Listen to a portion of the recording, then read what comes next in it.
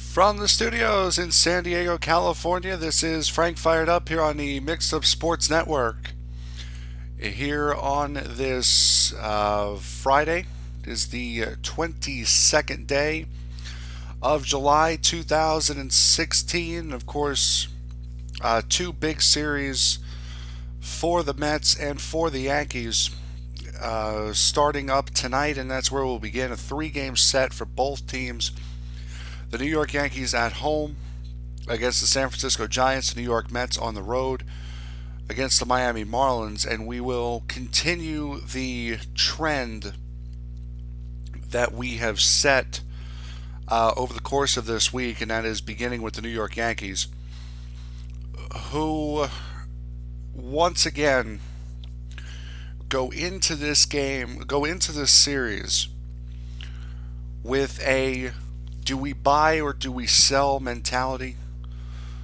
The trade deadline is a little bit more than a week away.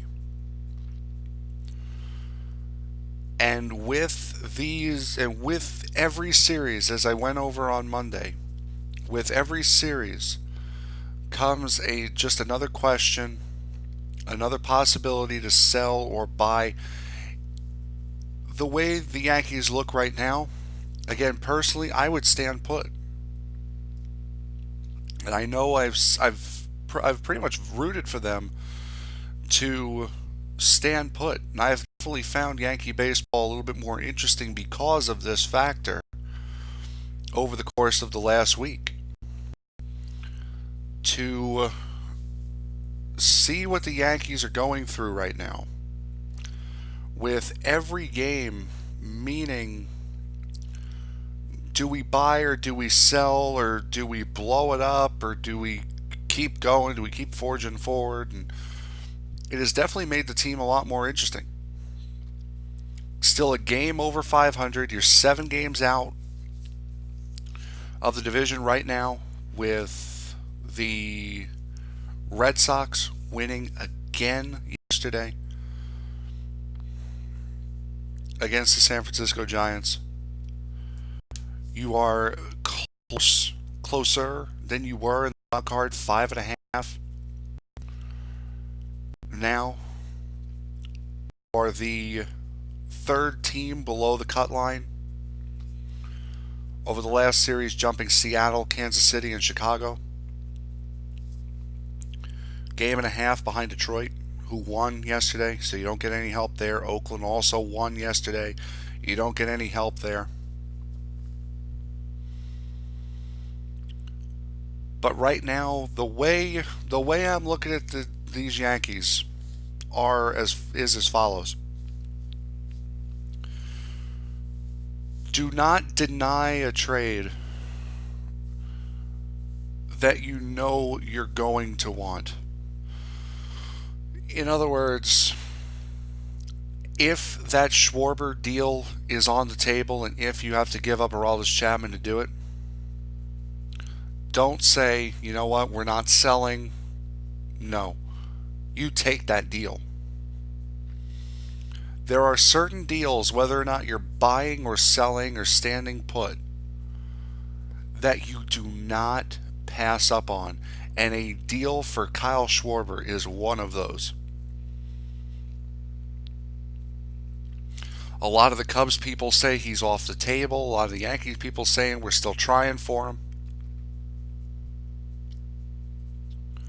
Which, if they end up getting him, more power to him.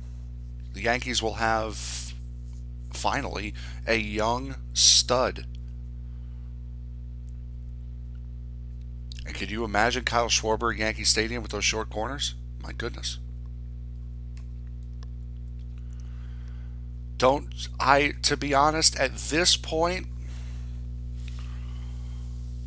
unless you get an irresistible deal, Beltran stays. Gardner, it sounds like, is going to stay no matter what. Headley sounds like he's going to stay no matter what. You can't get rid of Teixeira. You can't get rid of Alex Rodriguez. I wouldn't trade Miller The Yankees seem pretty firm on not offering up Dylan Betances, which, why would you?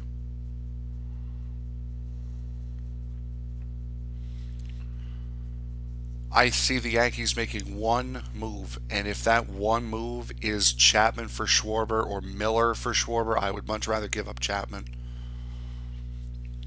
That I think the Yankees will come out of this trade deadline winning. If it's just that one deal, which it sounds like it could be just that one deal, especially now that the Yankees are in a genuine hunt for the wild card.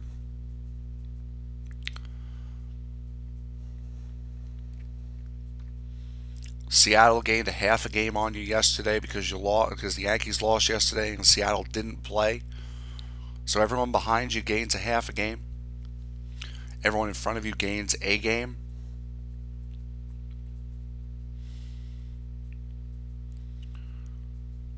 This team is in a solid spot right now as far as the wild card goes. They have work to do. But the Yankees have shown, especially with this series against Baltimore and the way they ended their series against Boston, they can turn it around. They can play. They have been doggy paddling at 500 all season. They haven't gone too far below. They haven't gotten too far ahead. But the Yankees this year have been right around that 500 mark. And 500 may not get you into the wild card, but it'll put you doggone close.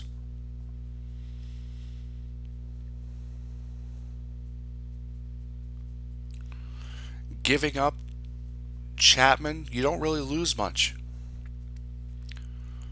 Because Betances has been great and Miller can step right into the role. And then all you're doing is you're waiting on Kyle Schwarber. So you don't lose much by giving up one of those guys in the bullpen because you got two other guys that are right there. And then you're waiting on Schwarber. That's it. You're waiting on him to come back. If he does come back this year.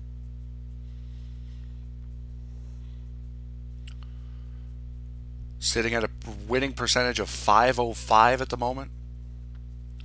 Again, 5.5 games out. That is not a long way out. I understand the two teams you're facing are Baltimore and Toronto, but Baltimore has a history of falling apart in the second half. Toronto has not been hitting the way that they were last year, even though they're 7-3 in their last 10. Detroit is questionable, and Houston is nowhere near as good as they were last year.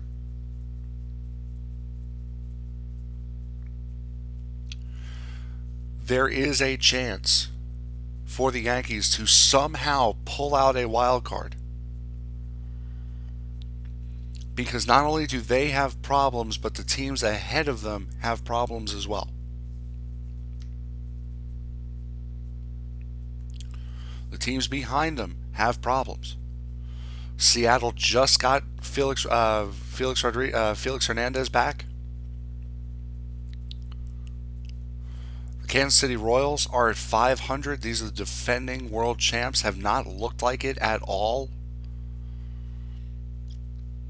The Chicago White Sox, who at one point in the middle of May were the best team in the American League, now 3 games under 500, 2-8 in their last 10.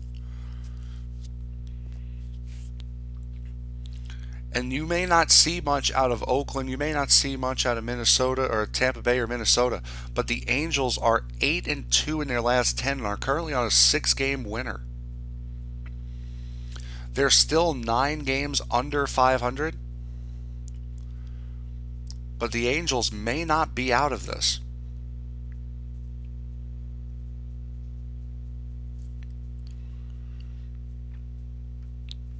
Then you go over to the National League where the Mets open up what we said yesterday was the biggest series of the season for them. Because now they're a game and a half behind the Marlins, who beat the Phillies yesterday, and the Mets were on a travel day. Not only that, but now you're second in the wild card race because St. Louis magically beat San Diego last night.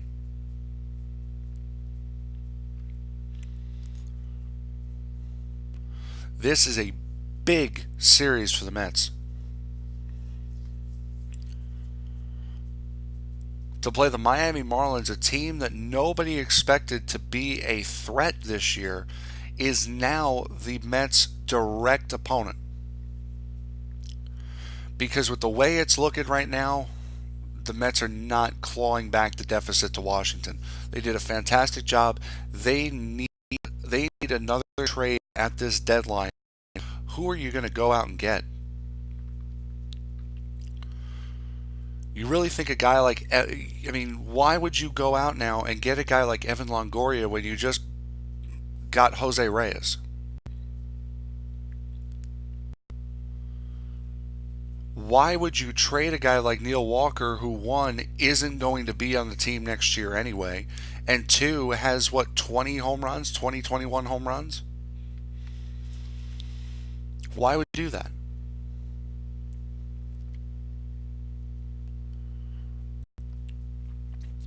Asdrubal Cabrera's played great. Conforto's getting his legs back in left field. And who can the Mets trade for? Trade for a starting pitcher? That's the only move you can really see the Mets making. And whoever the Mets give up is going to be better than the starting pitcher that they get. And the starting pitcher that they get is not going to return next year. Because the Mets will finally, and we've been saying this for the last 3 years now, the Mets will finally have the Fab Five pitching rotation. Healthy. Hopefully. Maybe. As the years go by, it seems less and less likely.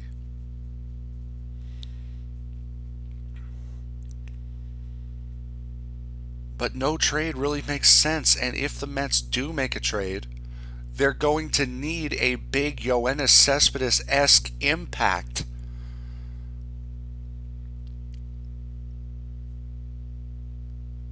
Cespedes has been the best hitter the Mets have had this season, but he's got to recreate his performance if the Mets want to storm back these 6 games. I said 5.5 for the Yankees wasn't a big deficit. For the Mets in the division, it is. Yankees are dealing with wild card teams. The Mets are dealing with the Washington Nationals, who between the Nationals, the Cubs, and the Giants, all 3 division leaders, have the most wins in baseball with 57.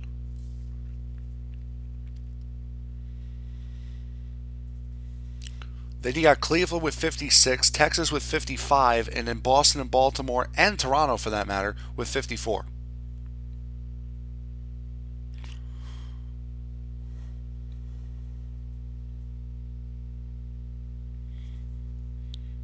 And the Dodgers with 54.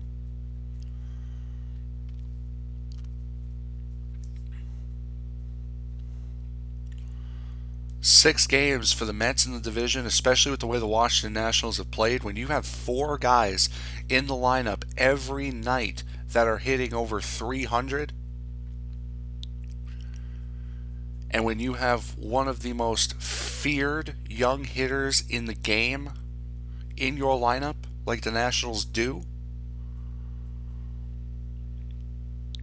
that is a scary team to play, and it's going to be a very, very tough team to beat down the stretch. With a manager who has a history of first-year turnarounds like Dusty Baker does, and it looks like he's going to do it again.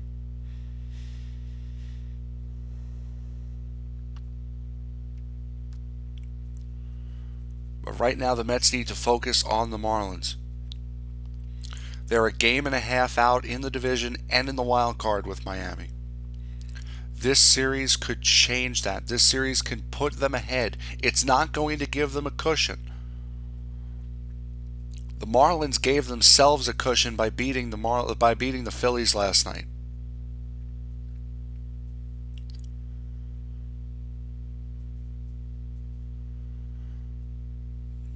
So the Mets sweeping the Marlins, if they do sweep the Marlins, it won't give them a cushion. It'll flip the script, and instead of the Mets being down a game and a half, it'll put them up a game and a half. But with the way this team is played, that's not a cushion.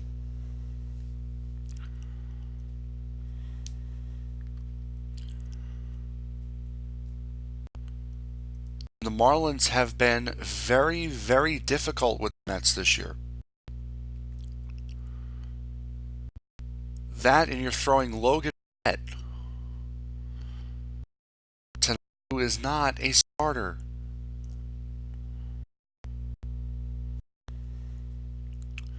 And I understand the Mets don't have a choice, but he is not a starter.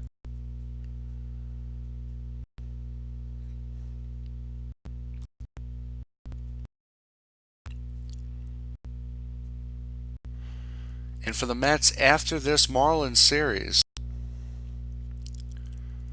they play another important series at home against the St. Louis Cardinals, and then they play against the Colorado Rockies on Piazza weekend.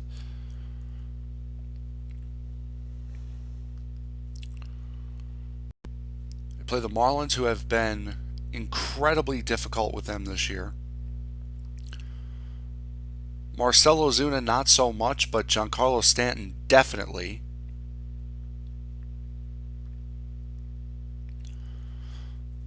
St. Louis Cardinals, who you just saw what they did to San Diego with a 4-game sweep and with a 3-run home run in the 8th inning last night to tie the game at 5, and then the walk-off bases loaded hit the second I turned the game on last night in the 9th.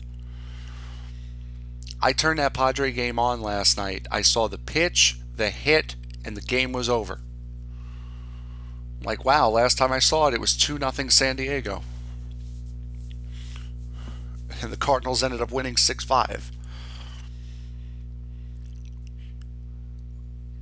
So the Mets have 2 big, important series coming up. It should be playoff atmosphere at Citi Field Monday, Tuesday, and Wednesday.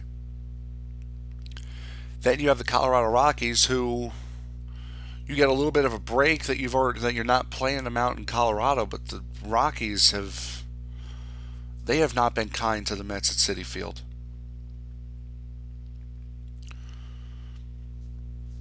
Then you get the home and home against the Yankees, then you go to Detroit before you catch a break. Play in Arizona, San Diego, and then Arizona again.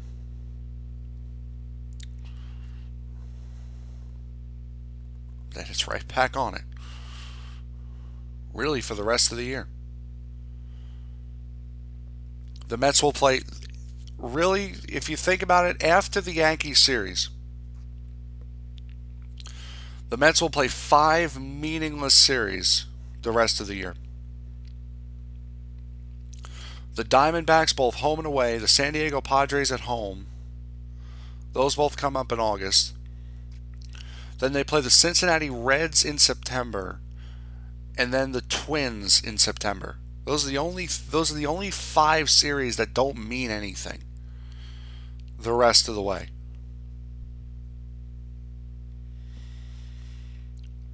The rest of it is either teams they're fighting in the wild card, tough teams, or divisional matchups.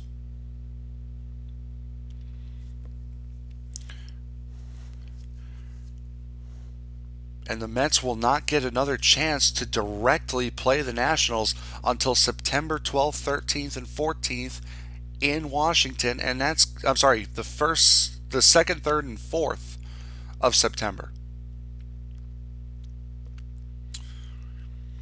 So you play them twice in the beginning of September, and then it's down to fate.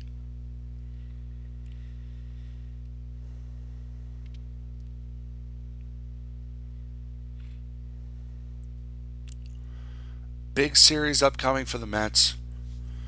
Big series upcoming for the Yankees as they try to figure out what they want to do. We'll be back right after this. Don't go away. Right here on the Mixed Up Sports Network.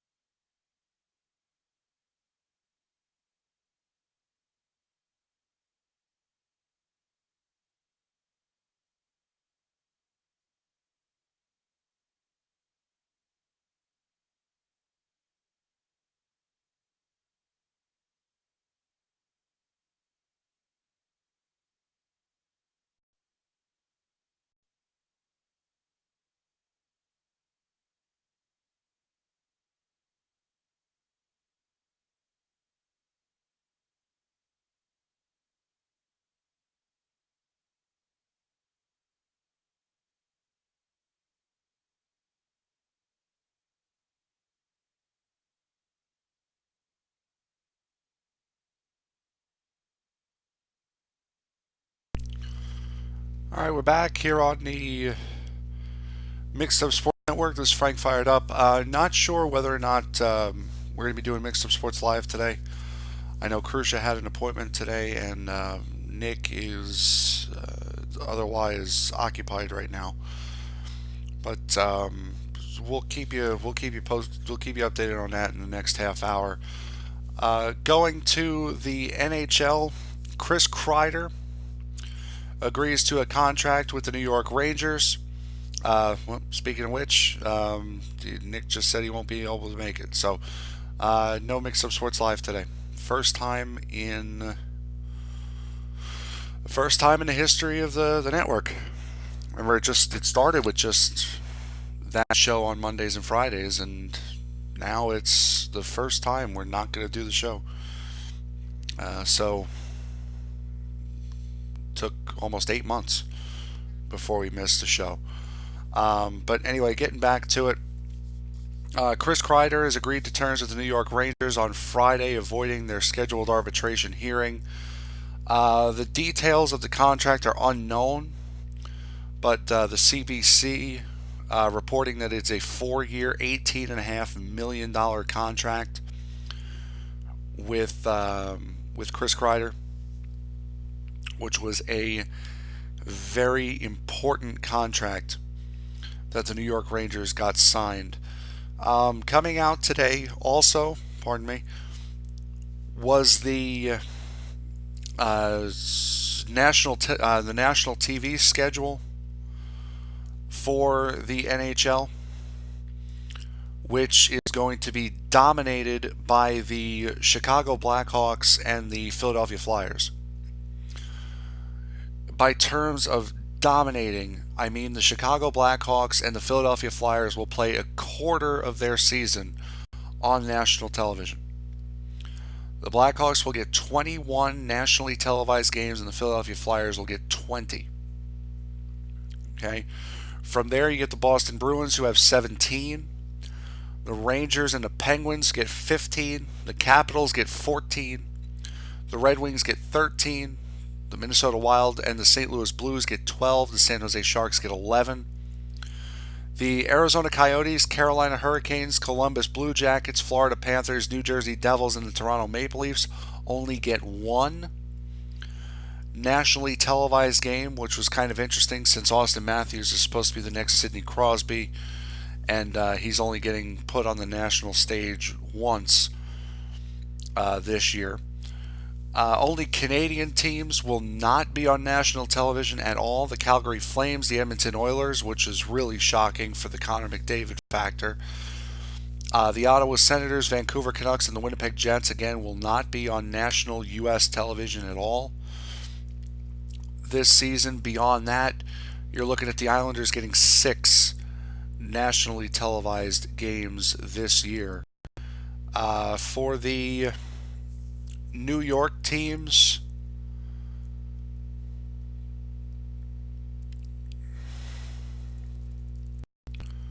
the Rangers against the Flyers on November 25th. Rangers against the Red Wings on January 22nd. These are just the games that are on NBC. You finally get a Ranger home game on February 19th against the Caps. The Rangers on the road against Detroit again on March 12th. And that's it for the games on NBC. The Wednesday night rivalry games. Rangers home against Detroit on the 19th of October. And then the very next week at home against Boston on the 26th of October. Islanders against the Penguins on November 30th. Rangers at the Flyers on January 4th. First game of the new year. Flyers at the Rangers January 25th. These are the Wednesday night rivalry games. March 22nd will be Islanders Rangers, and then the last Wednesday night rivalry game will be Rangers Capitals on the 5th of April.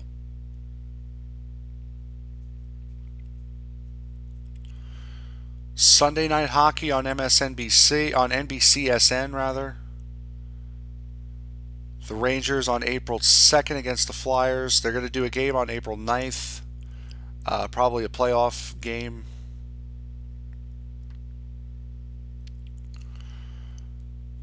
The Islanders versus the Lightning on November 1st, which is a Tuesday. I'm trying to look at the games that we haven't done. I haven't gone over yet. Rangers versus Chicago on Tuesday, December 13th. Devils Caps, December 29th. That'll be the last nationally televised game of 2016. Rangers Buffalo, January 3rd.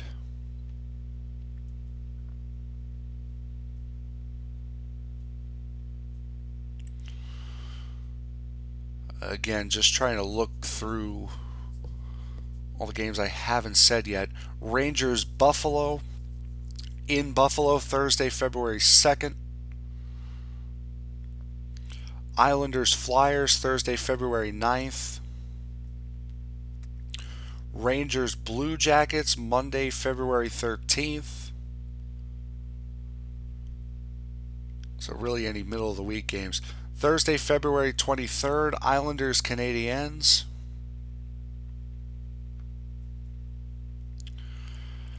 Rangers Bruins, Thursday, March 2nd.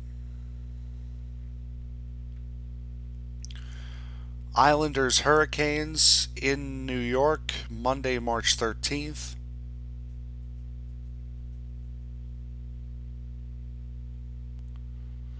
And that's it. So those are the nationally televised games for the Islanders, Rangers, and Devils. They do have 2 games scheduled to be aired on the NBC Sports Network on April 8th and 9th. But those are to be determined, so I assume they're going to go with playoff games for those. But the Islanders are there. Rangers, of course, are scattered all over the place. But the Islanders are definitely there. The Avalanche get 9 nationally televised games this year. The Sabres actually get 8. God only knows why. The LA Kings also getting 8. The Lightning getting 7. The Dallas Stars and the Montreal Canadiens getting 4. The Anaheim Ducks get 3. And the Nashville Predators get 2. So, guys, you will not... So, I mean... You're not going to get to see Connor McDavid at all. PK Subban you get to see twice. Austin Matthews you get to see once. That's on New Year's Day. I mean, it's a light schedule. It really is. When is the Winter Classic? The Winter Classic is usually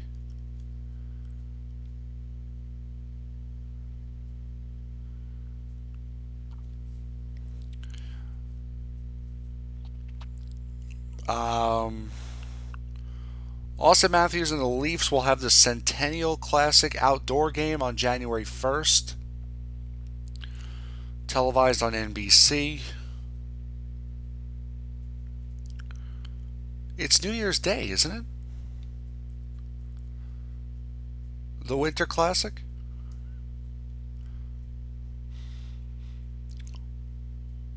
Or isn't the NHL is celebrating an anniversary this year, isn't it? So maybe they changed the name of the Winter Classic to the Centennial Classic. I'm not sure. I genuinely don't know. So, but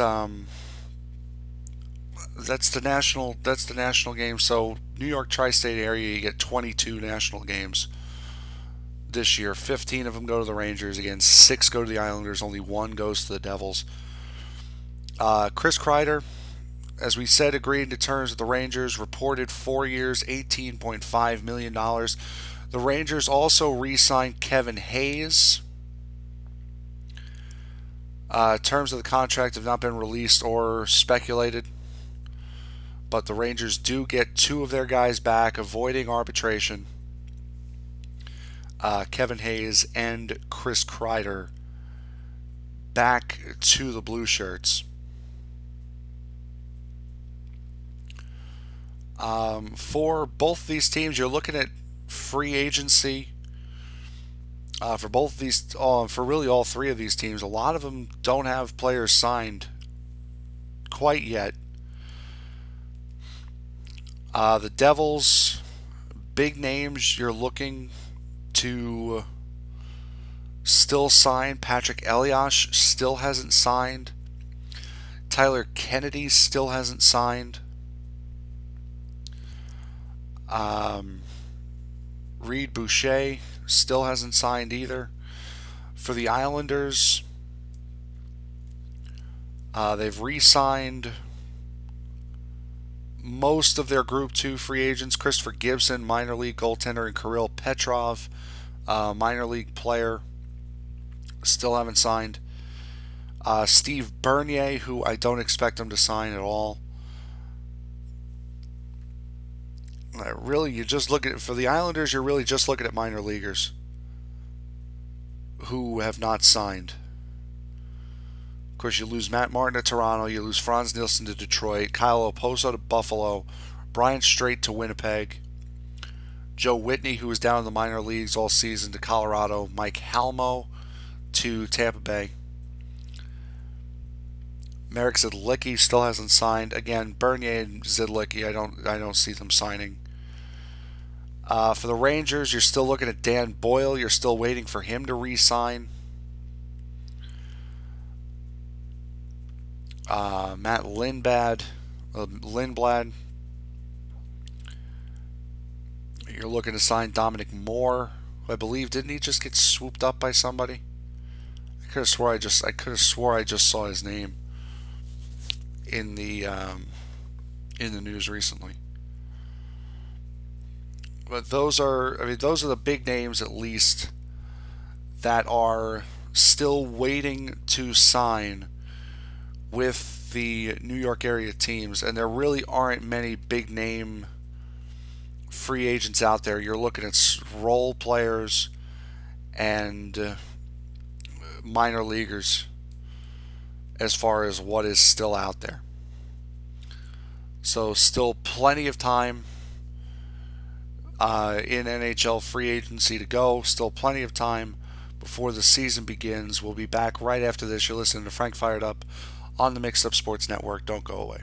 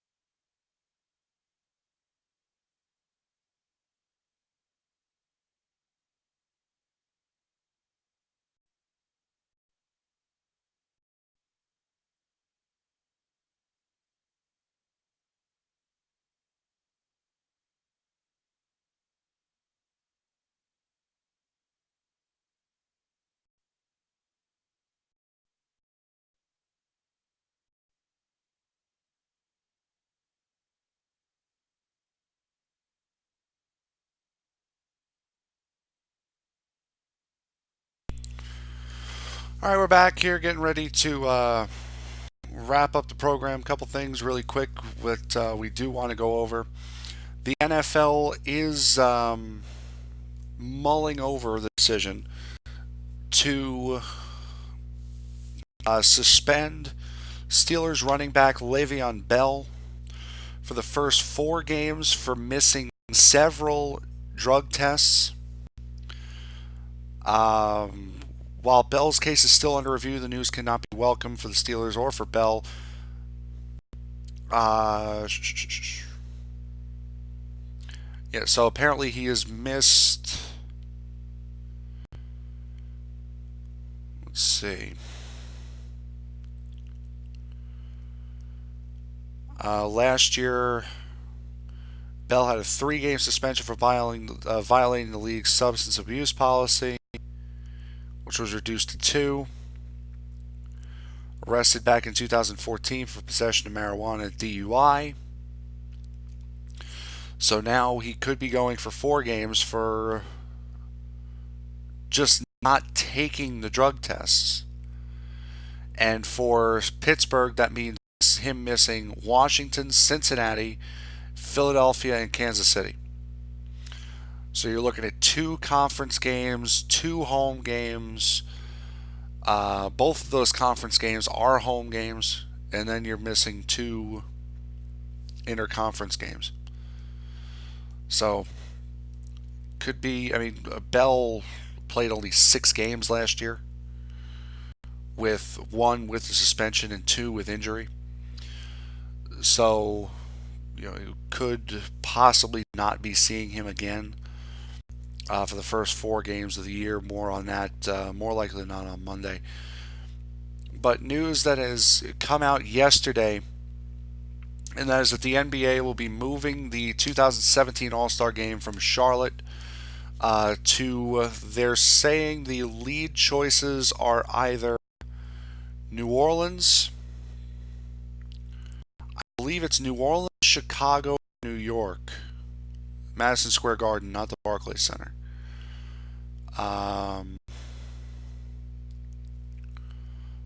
Let's see here. Oh, it is actually it's New York, Chicago, New York or / Brooklyn, Chicago and New Orleans are the places they could be moving it to. However, New Orleans is the front runner to host the game, especially with New York having hosted it. What was it? 2 years? The last year, 2 years ago, that they hosted it. And the reason why the NBA is moving the All-Star Game is the same reason why the NCAA had a problem during the conference tournament. Not the conference tournament, the big tournament, the March Madness tournament, is for that HB2 bill, which limits anti-discrimination protections for lesbian, gay, bisexual, and transgender people, which I applaud the NBA for taking a stand on this. And I understand North Carolina, they're doing their own thing right now. But this is something that you need to take. If you think it's not right, you have to take a stand on it. Especially if you are a major league, if you're one of the top 3 leagues in this country, which is what the NBA is, with constant television exposure, whether it be on ESPN or TNT or wherever. This is something that you do have to take a stand on if it relates to you. Now, will there be any backlash? I don't want to say backlash, but will there be any cause and effect of this from North Carolina and from Charlotte? Maybe. Who knows at this point? But right now we do know that the 2017 NBA All-Star Game will not be played in Charlotte as it was recently planned to do. So really quick, we're going to end the show a little early today. We'll go through the scores really quick. From yesterday, Thursday, July 24th. I know the stream from yesterday says Wednesday. From yesterday, the Dodgers beating the Nationals 6-3. The Orioles beating the Yankees 4-1. Miami beats the Philadelphia Phillies 9-3. Pittsburgh beating the Milwaukee Brewers 5-3. Boston putting the Twins down and out with home runs from Mookie Betts, Jackie Bradley Jr., and David Ortiz. Ortiz already had 24 home runs this year. Boston wins 13-2. We went over the St. Louis Padres game, 6-5. St. Louis the win there. Piscotty getting the 3-run home run in the bottom of the 8th inning to tie the game. The Detroit Tigers and the Chicago White Sox were cut short due to rain. It's a 2-1 win for the Tigers in 7 innings. The Colorado Rockies defeating the Atlanta Braves 7-3, and the Oakland Athletics falling to the Tampa Bay Rays by a final score of 7-3. Today's games, none in action or have been completed. Everything is tonight with a host of games starting at 7 o'clock. The Cleveland Indians taking on the Baltimore Orioles, a battle of two first-place used to be a first-place team as far as Baltimore is concerned. But Cleveland, who has just been on a roll lately, they will take on the Baltimore Orioles in Baltimore. Battle for Pennsylvania as the Philadelphia Phillies take on the Pittsburgh Pirates. The San Diego Padres in Washington to take on the Nationals. Yankees and San Francisco Giants. Madison Bumgarner versus Masahiro Tanaka. The all-star pitching, the ace showdown that everyone was looking forward to this series. The Seattle Mariners are north of the border in Toronto to take on the Blue Jays. Arizona in Cincinnati to take on the Reds. Boston will continue their series with the Minnesota Twins, Mets, and Marlins this evening at 7 o'clock. 8 o'clock starts tonight for these games. The Chicago Cubs in Milwaukee to take on the Brewers. The Detroit Tigers and Chicago White Sox will look to play a complete game for their second game of the series. The LA Angels are in Houston to take on the Astros, and the Dodgers are in St. Louis to take on the Cardinals. Another 8 o'clock start tonight between the Texas Rangers and the Kansas City Royals. Yu Darvish makes his first start after coming off of the disabled list. And two series continuations at almost 9 o'clock this evening. 8:40 start between the Atlanta Braves and the Colorado Rockies. And at 10 o'clock, the Oakland Athletics hosting the Tampa Bay Rays. We'll get your lineups here now. First for the Yankees. Again, Madison Bumgarner versus Masahiro Tanaka this evening from the stadium. As here we go. Page taking its sweet time to load up here. For the Yankees, it is going to be Brett Gardner, Starlin Castro, Carlos Beltran, Alex Rodriguez, Chase Headley, Rob Refsnyder at first, Austin Romney behind the plate, Aaron Hicks in center, Ronald Torreyes at short. So you got, who do you got? You got Ellsbury out of the lineup, McCann out of the lineup, Teixeira out of the lineup, and Didi Gregorius out of the lineup for the Yankees tonight. For the San Francisco Giants, it'll be Denard Span, Angel Pagan, Brandon Belt, Buster Posey, Brandon Crawford, Connor Gillespie, Jarrett Parker, Romero Pena, and Gregor Blanco ahead of Madison Bumgarner. And Bumgarner will not hit tonight. We saw that earlier this year where they waived his, where Bruce Bochy waived the DH in Oakland. That will not be the case this evening, as Madison Bumgarner will not hit. For the Mets and Marlins today, we'll start off with the Marlins. JT Realmuto will lead it off for the Marlins this evening. Miguel Rojas, Christian Yelich, Giancarlo Stanton, Marcell Ozuna, Derek Dietrich, Chris Johnson, Adeiny Hechavarria, and Adam Connolly. The lineup for the Marlins tonight: Adam Connolly, the starting pitcher, 6-5 record with a 3.16 ERA going into the game. For the Mets, it'll be Jose Reyes, Curtis Granderson, Yoenis Cespedes, Wilmer Flores getting the start ahead of James Loney. Neil Walker, Asdrubal